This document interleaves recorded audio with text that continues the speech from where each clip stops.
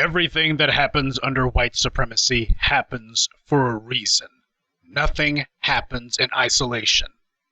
And when it comes time to creating these moments of great national significance, they are for the sake of reinforcing the indoctrination that everything under white supremacy is great and ought to be killed for. There was a rapper who shall remain nameless who said that, how can you die for someone else's throne when you won't even die for your own? And he was absolutely right. White supremacy teaches that you should be dying for white supremacy, but don't you dare die for your own empowerment. When you have these so-called holidays under white supremacy, the whole effect of it is to take these national cultural memorials to the bad guys and to put them on the same level as, say, Jesus Christ.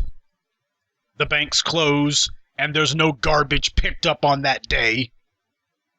So that's the same thing that happens on December 25th, same thing that happens at the beginning of the new year, same thing that happens on Easter, and the same thing that happens on the 4th of July. Or the 4th of July is what it ought to be called, because that's what it is. Now, for black people, the only real holidays that we should have are ones that edify us. Now, of course, Juneteenth is going to be the one that comes to a lot of black people's minds, but that, to me, is making it overly simplified. We need to make sure that our heroes, our champions, are part of our cultural memorials. Because that's what holidays are. They are cultural memorials. The same way that you would build a physical memorial in the town square, you build cultural memorials in the minds of the people through holidays, special days set aside for the observance of particular people or events. And we have a lot of them, by the way. December 31st, that's Dr. Joseph Binyakinen's birthday. Now, how many of you didn't know that? May 19th, Malcolm X's birthday. But of course, to me, the most hallowed day of the year is January 1st. Ain't got a damn thing to do with the European satanic Gregorian calendar saying that that's the beginning of the new year.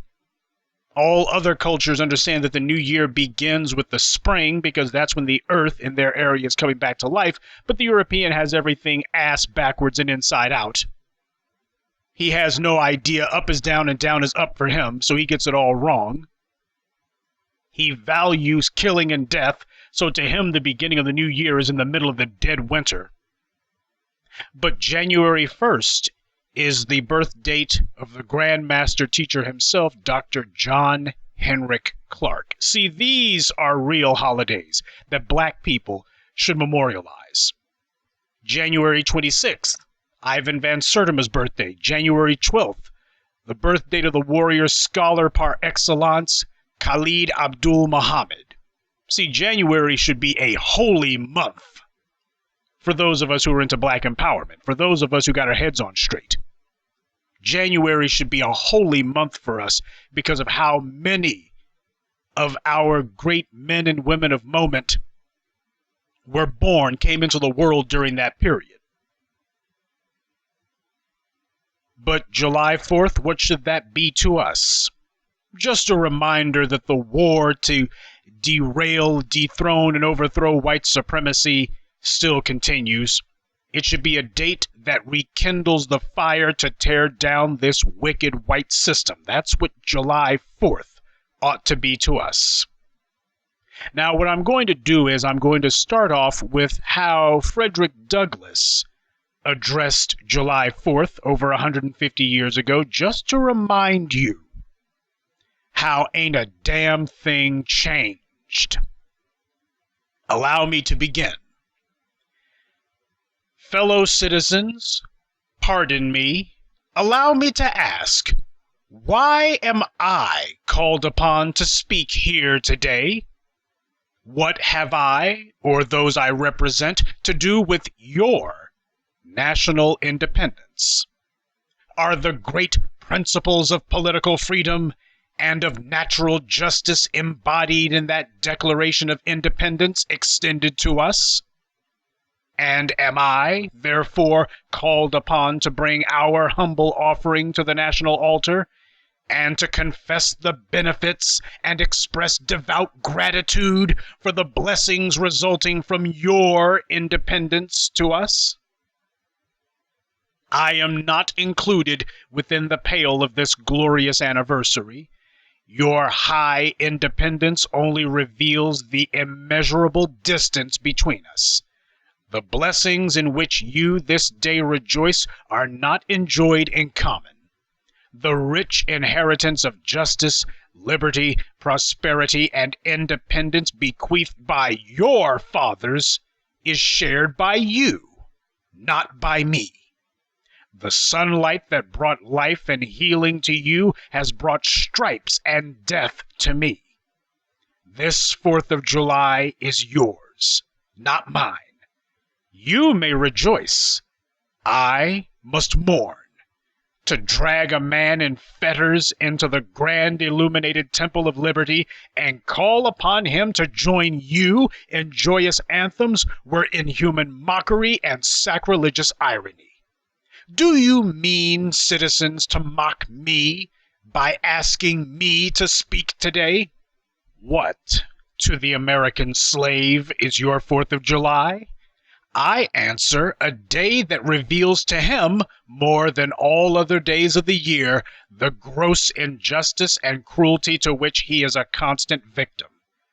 To him, your celebration is a sham, your boasted liberty an unholy license, your national greatness swelling vanity. Your sounds of rejoicing are empty and heartless. Your denunciation of tyrants, brass-fronted impudence. Your shouts of liberty and equality, hollow mockery. Your prayers and hymns, your sermons and thanksgivings, with all your religious parade and solemnity, are to him mere bombast, fraud, deception, impiety, and hypocrisy, a thin veil to cover up crimes that would disgrace a nation of savages. There is not a nation of the earth guilty of practices more shocking and bloody than are the people of these United States at this very hour. At a time like this, scorching irony, not convincing argument, is needed. Oh, had I the ability and could reach the nation's ear, I would today pour forth a stream, a fiery stream of biting ridicule, blasting reproach, withering sarcasm, and stern rebuke. For it is not light that is needed, but fire. It is not the gentle shower, but thunder. We need the storm, the whirlwind, the earthquake. The feeling of the nation must be quickened. The conscience of the nation must be roused. The propriety of the nation must be startled. The hypocrisy of the nation must be exposed. And the crimes against God and man must be proclaimed and denounced. Those were the words of Frederick Douglass, spoken over 150 years ago. He was pointing out the hypocrisy and the evil of the United States, and particularly of the people of the United States. Because the United States is an evil empire, always has been. That's the reason why Frederick Douglass's words ring just as true today as they did when he first spoke them over a century and a half ago, because nothing has changed. The slave fields have been exchanged for the prison industrial complex. Slavery as a private sector institution has been replaced as slavery as a public sector institution. And it has been this way because that is what the United States exists as. For any of these institutions, any of these peculiar practices to ever go away would destroy the very founding of the country, because it was founded to be an oyster for white people. Principally those at the very top, but of course because you have a global empire that sucks the wealth of the world into the hands of a select few, you need some foot soldiers, so that's where the rank and file poor white trash on the street comes in. That's their part to play. As Mr. Superboy223 is so fond of saying, this country was founded by thieves, slaves, and opportunists.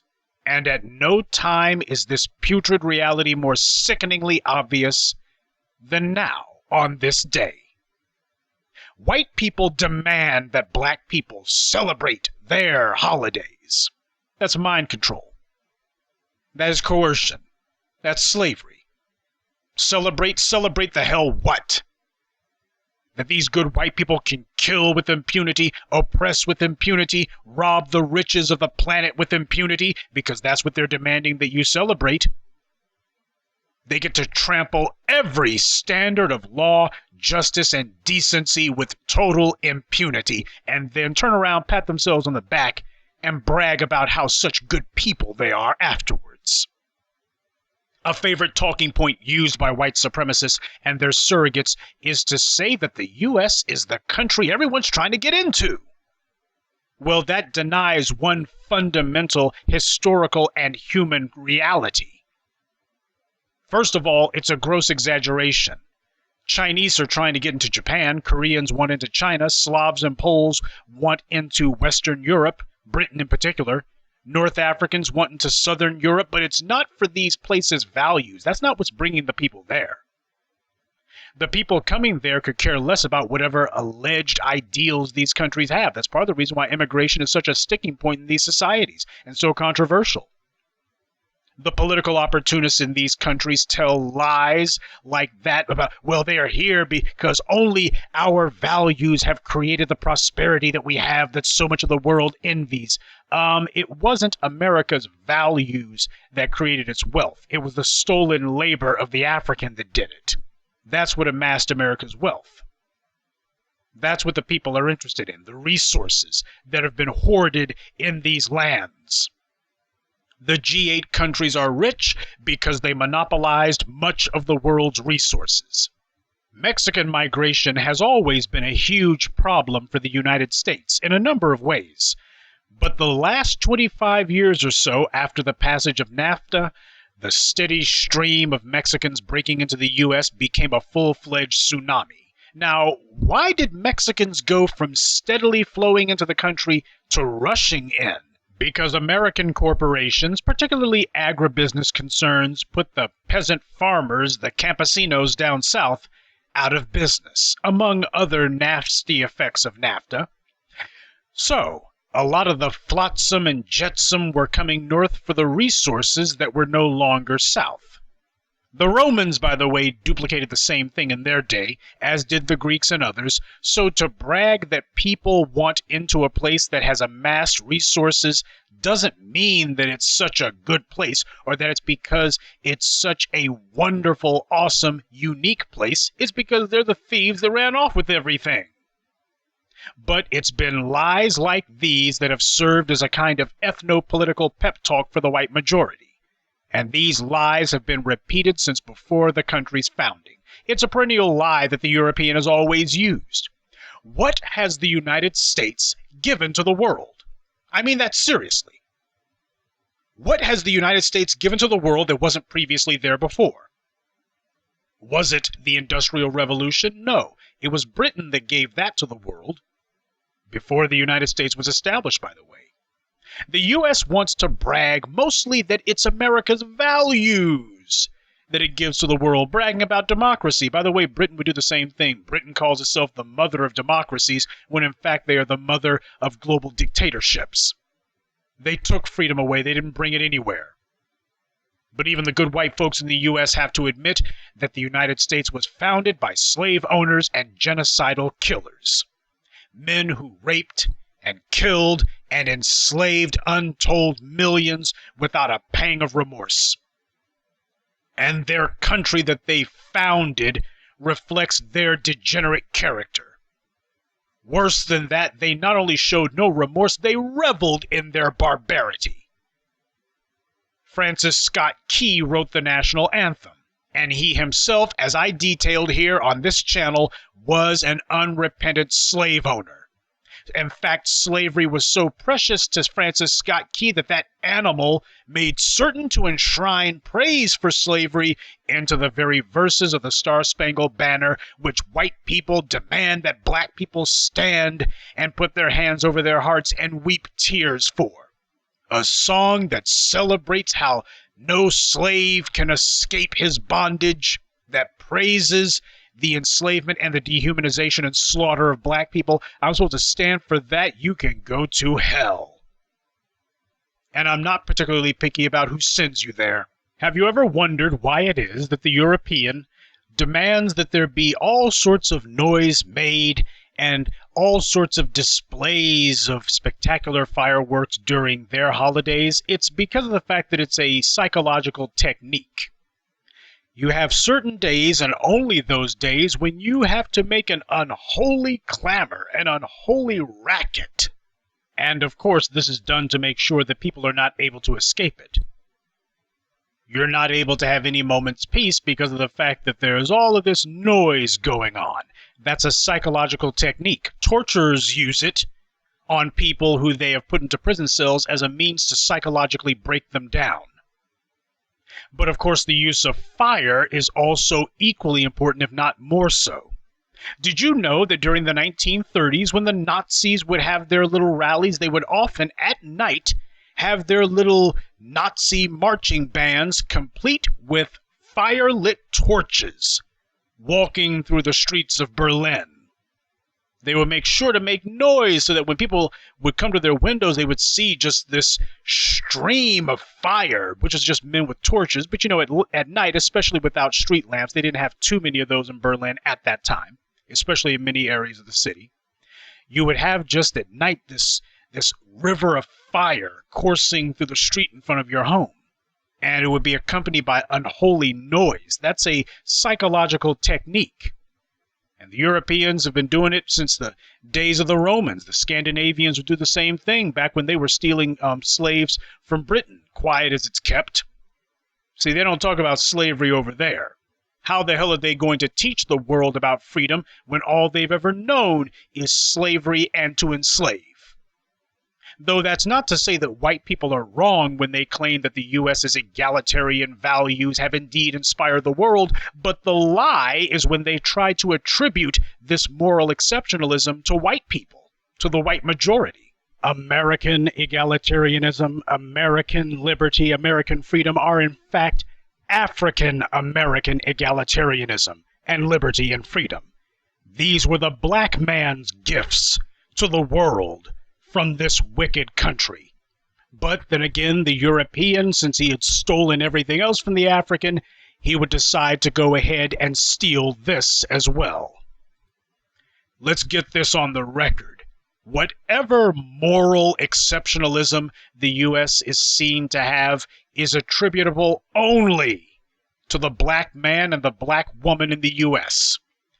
We have been the ones who have tried to force this country, largely in vain, to live up to a lot of the boasting and a lot of the sloganeering that it specializes in.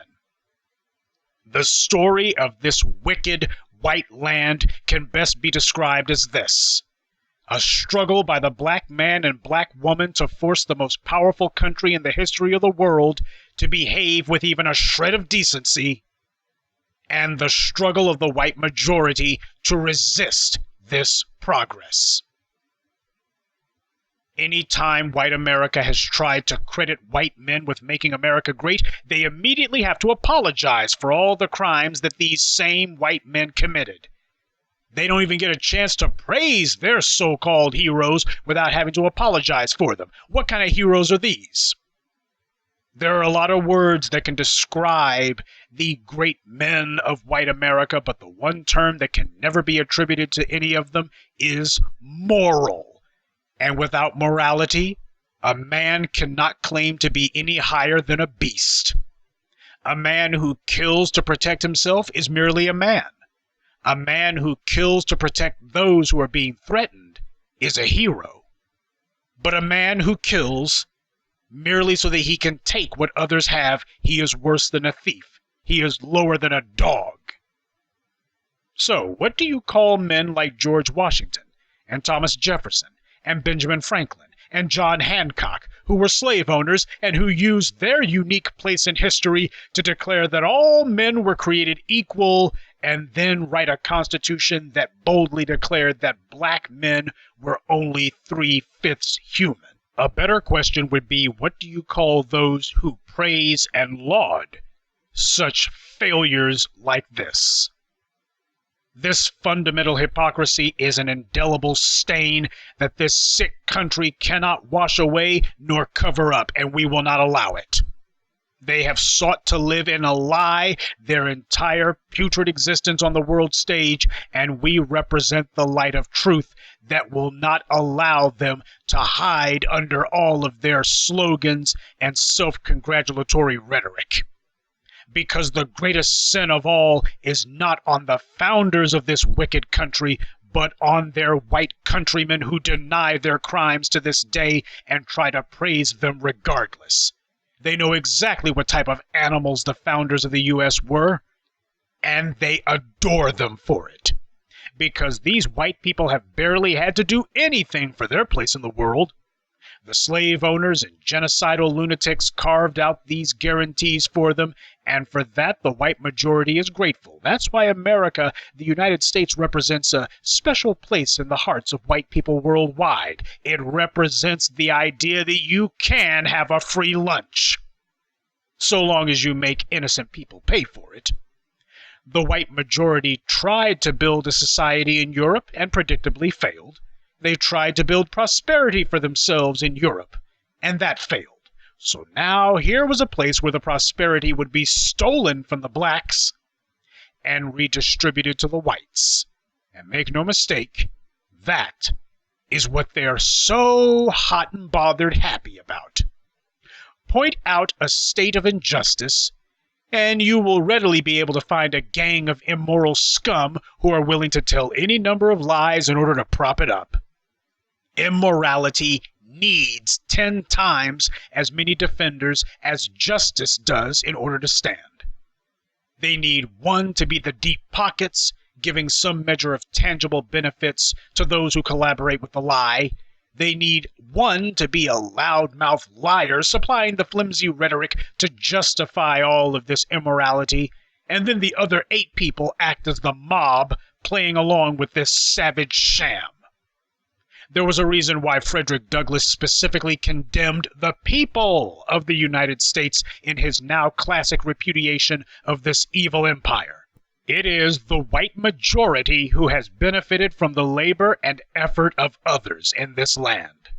The sins of the United States do not fall just on the heads of the degenerate founders, not just on the heads of the plantation owners and the proprietors of the slave markets, which were almost entirely in the North, I should add.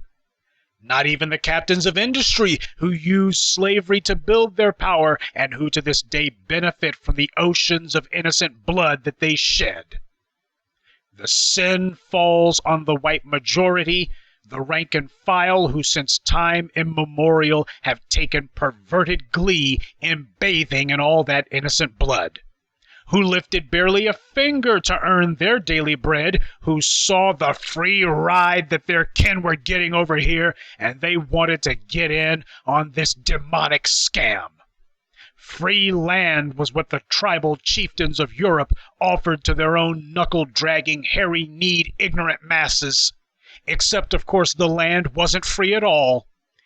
This was the most expensive real estate on the planet. Hundreds of millions of lives, innocent lives, taken in order to steal it and force others to build it.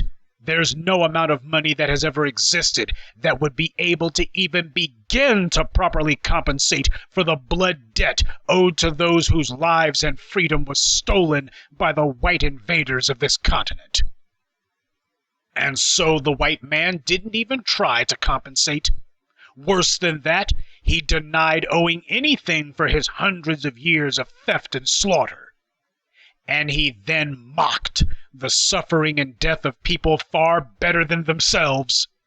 You see, that was the real incentive the other Europeans had coming to this land. It damn sure wasn't to work for a living. They saw the carnage taking place here and couldn't wait to join in. It wasn't the smell of social liberty or religious freedom that drew the European here. It was the smell of blood. Black blood. It was not the prospect of living in peace that made them so eager to get here. It was the prospect of finally being able to vent all of their degenerate, prurient impulses with impunity. The opportunity to finally be able to carry out all manner of barbarity against black people. That and that primarily was what brought the European here. That has always been the price of admission for those pathetic Europeans who wish to become honorary members of the oppressor class. The litmus test has never been whether you were willing to attack other whites, nor was it whether you were willing to kill a Hispanic or an Asian. The litmus test for whether you would be considered for a place at the table of white supremacy, the only litmus test, has always been whether you were willing to attack and kill black people. That's how you proved that you were on the team.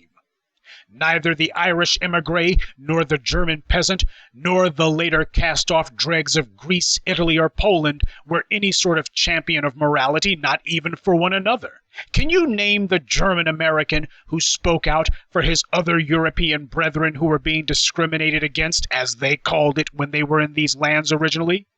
Can you name the Italian American who spoke up for the Greek? Can you name any Anglo-Saxon American who spoke out for any of them?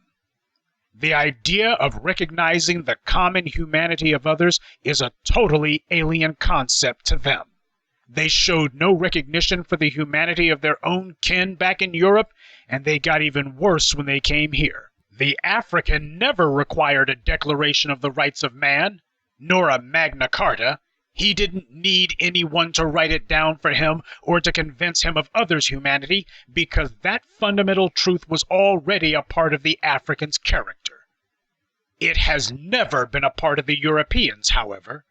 This is why they fight against it, and not merely the white elites, nor the white rhetoricians, but the rank and file, the common white man on the street. The ones who came here on the boats, and who the moment they set foot on dry land immediately began engaging in the very same violence as the ones who had been here before them. They didn't even have the shred of decency that would have prompted them to offer an excuse for this total lack of humanity. On the contrary, they revel in it. This was how they lived with themselves. They never bothered to examine their behavior, because deep down they fear that if they ever had, they might have to face the fact that there was something wrong with it and wrong with them. They took what didn't belong to them, starting with the land, then went on to steal the labor of others, beyond that to take the lives not of hundreds or thousands or even millions, but over 150 million African lives between the transatlantic journey to the hellish killing fields of the Americas. What has happened to the African here, and which continues to happen to this very moment, is without doubt the worst crime in human history. The savagery and the gleeful joy with which the European American practices his demonic violence is without peer in all the world. There are many tyrannical regimes on Earth, most of whom are supported directly or indirectly by the U.S., but even they know better than to boast that they are the greatest country on Earth and care about freedom more than anyone. They don't brag about treating people better than any other place on the planet.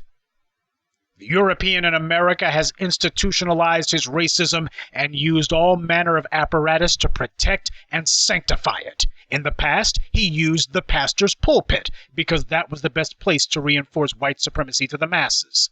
As literacy began to spread, he used the classroom and public pamphlets. But at the dawn of the 20th century, the evil empire had a new tool at their disposal, far more insidious than words on a page, and with greater power to persuade than any preacher. The white rulers of this wicked land now had mass media. They could tell people not only what subject of the day was worth talking about, but they also now had the ability to dictate to the people what to think about the subject of the day. Propaganda had gone high-tech. There was no need to convince the European American of anything, however. Just give him a whiff of blood, and he'd chase right after it, without anyone needing to waste time explaining why he should do it. Indulging their baser instincts has always been an irresistible lure to them. It was the main reason why they became so focused on war above all else historically. They would make killing into their philosophy and depraved slaughter into their religion. And for them, the promised land was a status quo where they would be able to enjoy the fruits of others' labor and to subject other people to whatever level of abuse and degradation they wanted. When you see movies like Hostel, so-called torture porn, you should understand that to European Americans, this is not some vision of horror. It is a goal to be strived for. It is a dramatization of their highest aspirations. The rank-and-file white American doesn't support the rich whites because they like them or even because they think that these people are basically good. They do it because in their minds they will one day be one of them, soon, and when they are in the same tax bracket as Donald Trump, they want to be able to abuse the exact same power that he abuses daily. It is not prosperity or financial security that they seek. It's the ability to be able to afford to live whatever level of debauchery that they want. Evil motivates them, not virtue.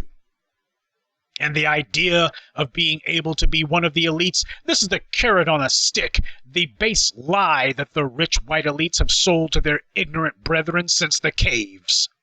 That the rank and file are the hard-working peasants who one day will, by the sweat of their honest brows, work their way into the halls of privilege occupied by the white elites.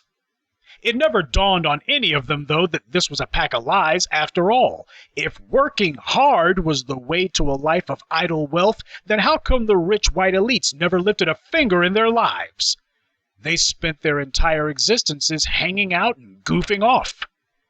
The rank-and-file whites never saw through the scam, and thanks to racism white supremacy, they would never have to.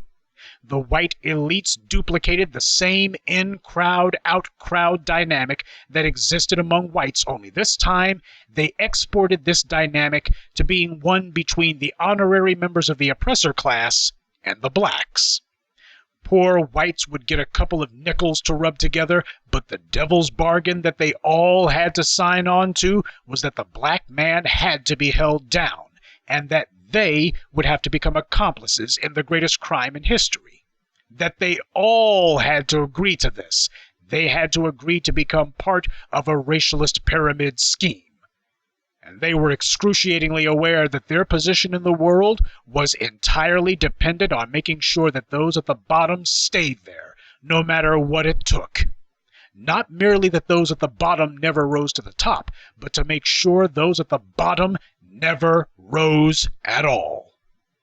The one or two cherry-picked blacks, and in comparative terms it's been no more than that, the dim-witted and moronic Negroes who were chosen by the white powers that be to get $1 million or so, they were also an important part of this racialist scheme. After all, if you're going to focus the collective white will on the threat of black people overturning the system that gave them their guarantees, then you had to have a few examples of black people overturning the system to point to. Otherwise, the rank-and-file whites would eventually focus all their attention on the elite white kin who were still only flicking them crumbs from the table. The evil empire of the United States has always functioned on the use of diversion and deception. It's been that way since the Boston Tea Party. So, why not leave this wicked land, you might ask? Well, you can try, but white supremacy is global, has been for a damned long time. Wherever it is you think you're going to run off to escape white supremacy, allow me to save you some time, some money, and some disappointment.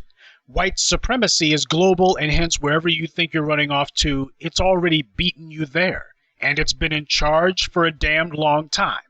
Because the truth of the matter is, black people are not looking to actually overturn white supremacy.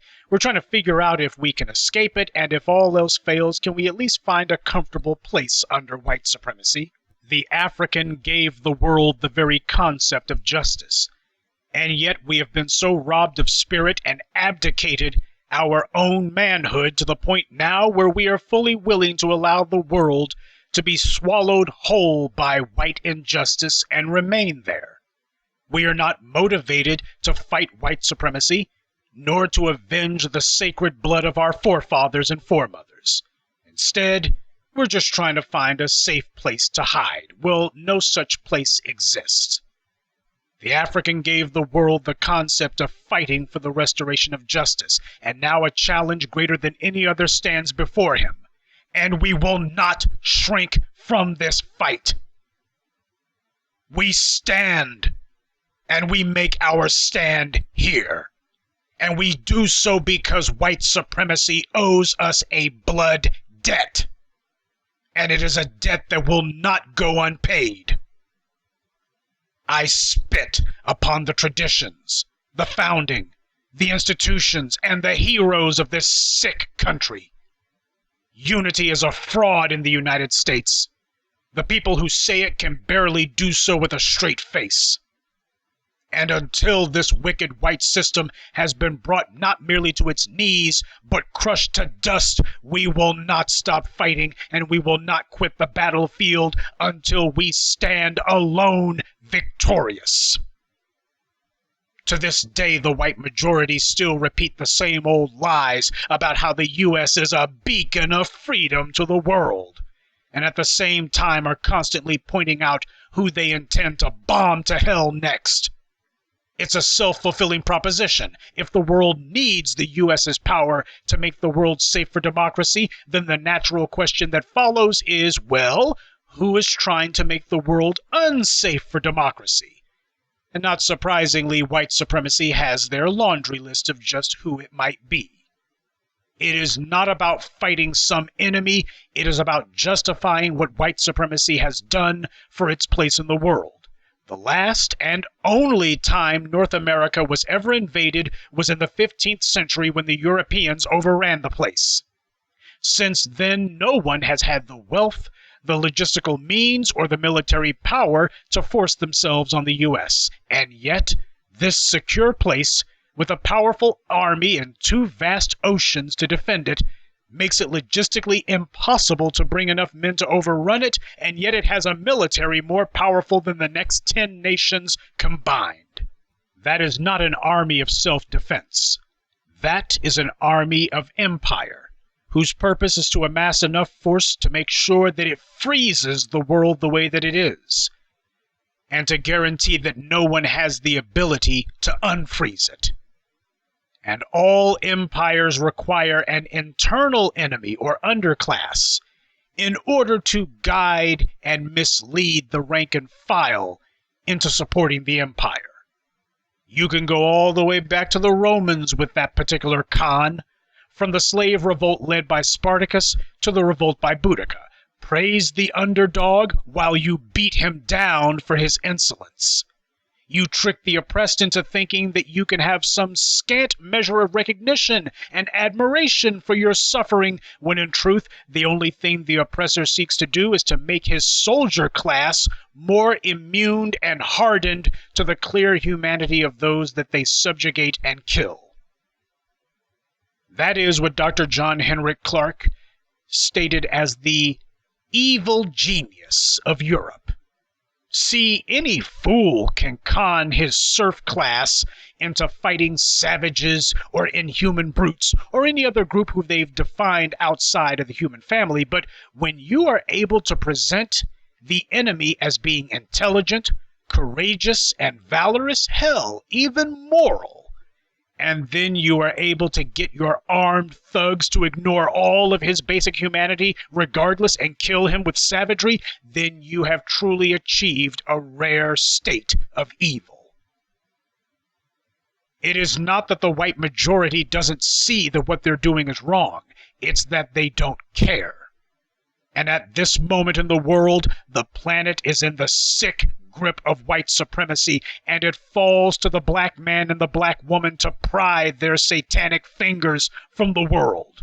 And so, Since white people so love to emulate the savage example of the Romans, allow me to end this condemnation of this sick white country and its holiest of holidays, the 4th of July, with the words of a Roman, Tacitus, who himself imagined what the tribal chieftains of Britannia might have said to one another as they rallied to fight the Roman invasion. Vainly by servility and compliance will you seek to escape them, but you cannot. The plunderers of the world, they have laid waste the land till there is no more left, and now they scour the sea. If a people are rich, they are worth robbing. If poor, they are worth enslaving. And neither the East nor the West can content their greedy ambitions.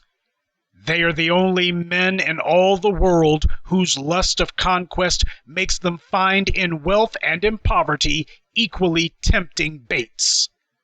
To robbery, murder, and outrage they give the lying title of government. They have created a desolation and called it peace.